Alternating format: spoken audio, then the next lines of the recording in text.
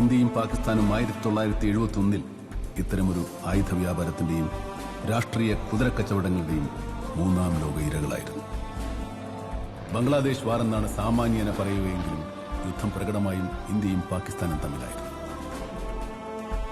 Western ഫ്രണ്ടിൽ ഇന്ത്യയിലെ രാജസ്ഥാനും ഗുജറാത്തും പഞ്ചാബും അടക്കമുള്ള അതിർത്തി പ്രദേശങ്ങളിൽ അമേരിക്കയുടെയും ചൈനയുടെയും രാഷ്ട്രീയ മോഹങ്ങളിൽ പാകിസ്ഥാൻ ഈസ്റ്റ് പാകിസ്ഥാനുമേൽ തങ്ങളുടെ രാഷ്ട്രീയ കൊയ്മയും മൃഗീയമായ ക്രൂരതകളും പ്രയോഗിക്കാൻ ആരംഭിച്ചപ്പോൾ ജീവിതം പ്രതിമുട്ടി അവിടുത്തെ ലക്ഷക്കണക്കിന് വരുന്ന ജനത അഭയം തേടി ഇന്ത്യൻ അതിർത്തികളിൽ മുട്ടിവിളിച്ചു.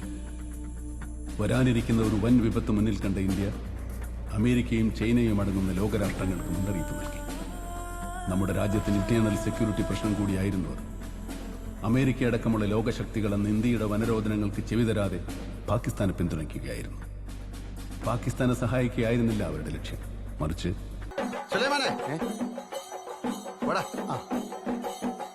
സഹദേവ, ഈ മാപ്പിളമാരെ ഒന്നും ക്ഷേത്രത്തിനകത്തേക്ക് അയറ്റണ്ട.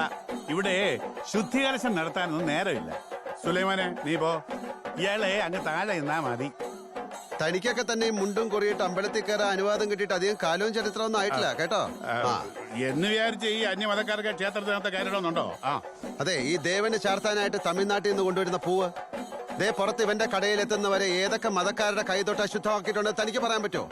ആദ്യം തന്റെയൊക്കെ മനസ്സിലാവും ഒരു ശുദ്ധി കലശം നടത്തേണ്ടത്. സഹദേവ, തന്റെ ഈ വാക്കും തോക്കും ഒക്കെ അങ്ങ് പട്ടാളത്തിൽ എടുത്താൽ മതി. ഈ അമ്പലത്തിനകത്തെ ചില ചിട്ടാനുഷ്ഠാനങ്ങളൊക്കെ ഉണ്ട്, അതനുസരിച്ച് അങ്ങ് നടന്നാ മതി. എന്നാലേ താൻ പോയിട്ട് ആദ്യ ശബരിമലയിൽ ആ വാവരിസ്വാമി ഇറക്കി വിട. എന്നിട്ട് ശാർക്കര ക്ഷേത്രത്തില് നമ്മുടെ പ്രേംനസീർ ഇക്ക കൊടുത്ത് ആ ആനയെ തിരിച്ചു കൊടുക്കാൻ പറ. അതേട്ടാ, എന്റെ ബാപ്പാന്റെ കാര്യം കൂടി. അത് ശരിയാണല്ലോ.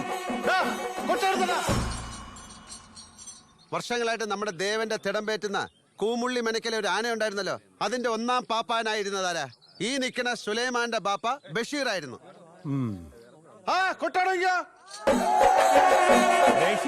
അത് രാജനല്ലോ. അത് മുസ്ലിയാരുടെ വിളിപ്പേര്. അതെ, അപ്പൊ പേര് മാറ്റിയാ മതിയല്ലേ? സുലൈമാൻ സുകുമാരൻ. കിടോ, താനീ പറയുന്ന ജാതിയും മതമൊക്കെ പ്രസവ മുറിയിൽ ഒരു നേഴ്സ് വിചാരിച്ചാൽ മാറ്റാവുന്നേ ഉള്ളൂ. അതുകൊണ്ട് താനിപ്പോ തൽക്കാലം ആരും പുറത്താക്കാൻ നിൽക്കണ്ട. ഞങ്ങള് രണ്ടെണ്ണം അകത്താക്കാൻ പോവാ, മനസ്സിലായോ? ഇവിടെ വെടി പൊട്ടിക്കാൻ നിക്കണ ഇയാൾ ഇവിടെ നിൽക്കുക, ചെന്ന് പൊട്ടിക്കടാ. ഇവിടെ എനിക്ക് വേണ്ടി ഒരു 10 പൊട്ടിക്ക് പോ. സുലൈമാനെ, ഓ സോറി, സുമാരാ കയറി വാ. സുലൈമാനെ രണ്ടെണ്ണം എനിക്ക് കൂടെ വെച്ചോണേ. ഞാൻ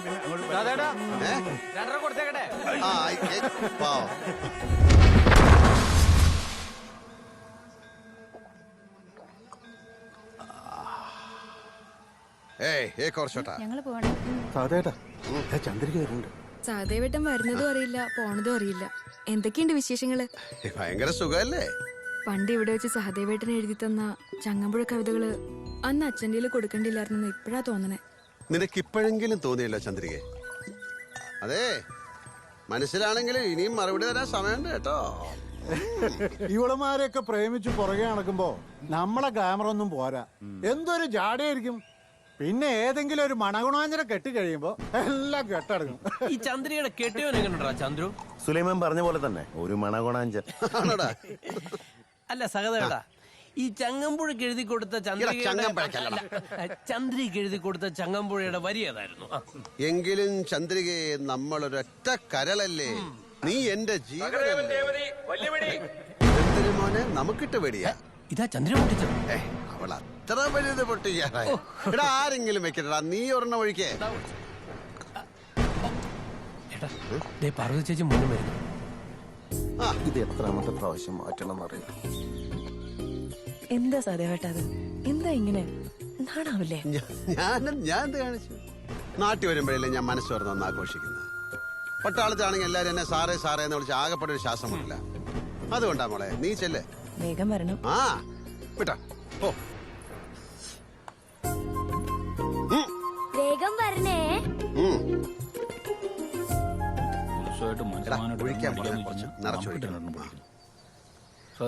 ഇയാടെ വെടി പരിപാടിയൊക്കെ കഴിഞ്ഞോ? എന്താ മുഖത്ത് ചോരയൊക്കെ? സഹദേവന്റെ പേരിൽ വെടി പൊട്ടിക്കണം പറഞ്ഞില്ലേ? ഞാൻ വെടി പൊട്ടിച്ചോണ്ടിരുന്നപ്പോ ഉണ്ണി ഇടയ്ക്കറി വെടി പൊട്ടിക്കണം എന്ന് പറഞ്ഞ് വെള്ളം ഉണ്ടാക്കി. ഞാൻ സമ്മതിച്ചില്ല. അതിന് എനിക്കിട്ട് രണ്ടെണ്ണം തോന്നുന്നു. അടി കൊണ്ടല്ല സഹദേവേട്ടാ, അത് നമ്മൾ സ്ഥിരം വാങ്ങിച്ചോണ്ടിരിക്കുന്നല്ലേ, ഞങ്ങൾക്ക് ചോദിക്കാൻ ആരുമില്ലല്ലോ. ഇതിപ്പോ ഉത്സവമായിട്ട് രണ്ടെണ്ണം അടിച്ച് നല്ല പൂസായിട്ടിരിക്കായിരുന്നു. അതിന്റെ കെട്ടങ്ങ് വിട്ടുപോയി. ഇനിയിപ്പോ പുതിയൊരെണ്ണം വാങ്ങിക്കാനാണെങ്കിൽ കാശൊട്ടില്ലേനു. മേലെടുത്ത ഉണ്ണി ചന്ദ്രയുടെ കെട്ടിയോ? ഒരു മണഗുണാഞ്ചൻ. അല്ല അവൻ ഇപ്പൊ എവിടെ ഉണ്ട്? സദേവേട്ട ഇന്ന് രാത്രി അവന്റെ കഥകളിയുണ്ട്. ദാ ഇതങ്ങ് അടിച്ചേ.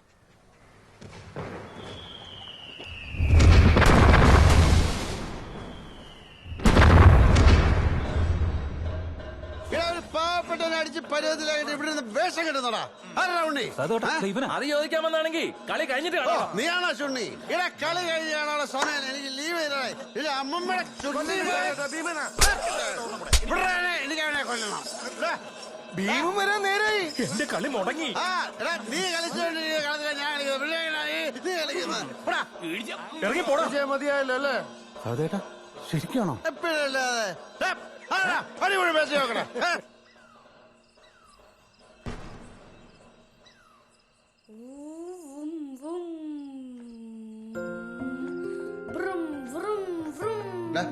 നീ ഇതുവരെ കിടന്നുറങ്ങിയില്ലേ? അച്ഛാ, ഇപ്പൊ പൂരം കഴിഞ്ഞില്ലേ? എല്ലാ പ്രാവശ്യവും കന്യാകുമാരിക്ക് ഉണ്ടാവുന്നതിന് പറ്റിക്കാറാണല്ലോ. ഇപ്രാവശ്യം അത് പറ്റില്ല. എന്നെ അമ്മയും എന്തായാലും നാളെ തന്നെ കന്യാകുമാരിക്ക് മൈനർ മഹാദേവ, അപ്പൊ അതാണ് കാര്യം. നീ എന്റെ മകനാടാ. നിന്റെ ആവശ്യം ഞാൻ അംഗീകരിച്ചിരിക്കുന്നു. നാളെ തന്നെ നമ്മൾ കന്യാകുമാരിക്ക് പോകും. ഇപ്പൊ മോൻ പോയി കിടന്നുറങ്ങിക്കോ. ആഹാ, ഇത്രയും പെട്ടെന്ന് സമ്മതിച്ച് എന്നെ ഇവിടെ നിന്ന് മാറ്റി കിടത്താനല്ലേ? ഒരു ഉമ്മ എന്നിട്ട് ഇവിടെ നിന്റെ വണ്ടി. ഇന്നെന്താ മോനോടൊരു പ്രത്യേക സ്നേഹം? നിനക്കെന്താ അസൂയ തോന്നുന്നുണ്ടോ? ഹേയ്, അതല്ല, പതിവില്ലാത്തത് പലതും കാണുകൊണ്ട് ചോദിച്ചതാ.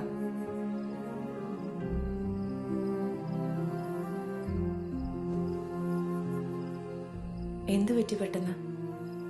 മുഖമല്ലാണ്ടിരിക്കണ്ടല്ലോ. ഏയ്, ഒന്നുമില്ല. ന്യൂസുകളൊക്കെ ഇടയ്ക്ക് നീയും കേൾക്കുന്നില്ലേ? ഒരു യുദ്ധത്തിനുള്ള സാധ്യതയുണ്ട്.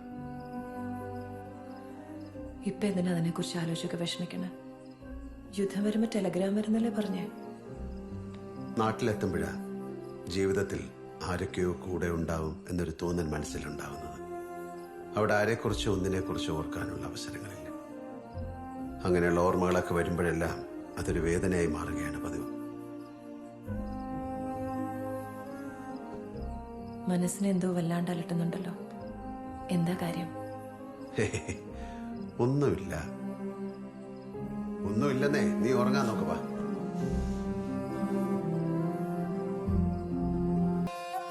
മറുവാക്കുകൊണ്ടൊന്നു നീറാം നെഞ്ചകം അതിമുഖമാ മിഴിവീശി ഞാൻ ഒളിനോട്ടമെത്തിച്ചു വീണ്ടും യാത്രയായി. ഈറന്നുകിൽ കൺപീലികൾ നീരേറ്റു വീഴുന്ന നേരം നോക്കാതെ പിൻവാതിലിൻ മൗനങ്ങളെ കൈ ചേർത്തു പുൽകുവാൻ തെല്ലും നിൽക്കാതെ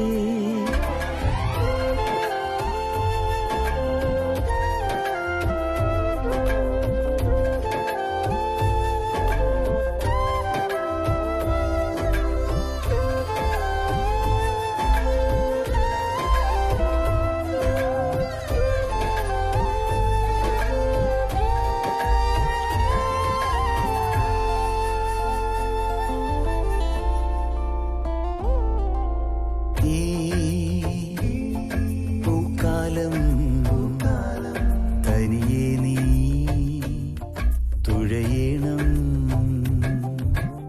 ആ തീരങ്ങൾ ചെന്നീറു നീ വേഗം.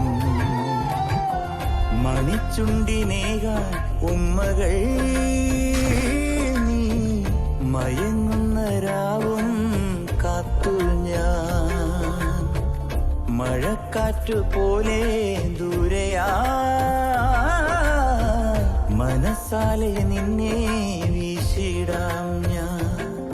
തീരാനില മിന്നാരമീ വന്നെത്തി വിണ്ണിന്റെ ഈണം പാടേണം. താരങ്ങളും ആകാശവും താരാട്ടി മായാതെ കൂട്ടായി കൂടേണം.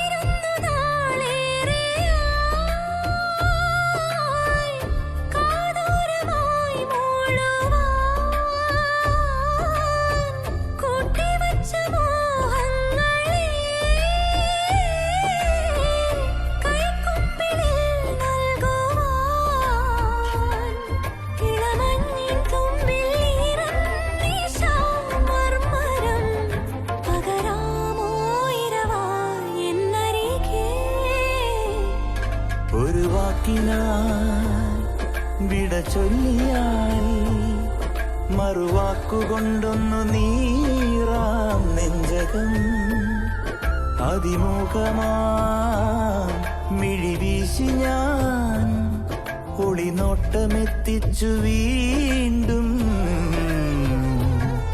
യാത്രയായി.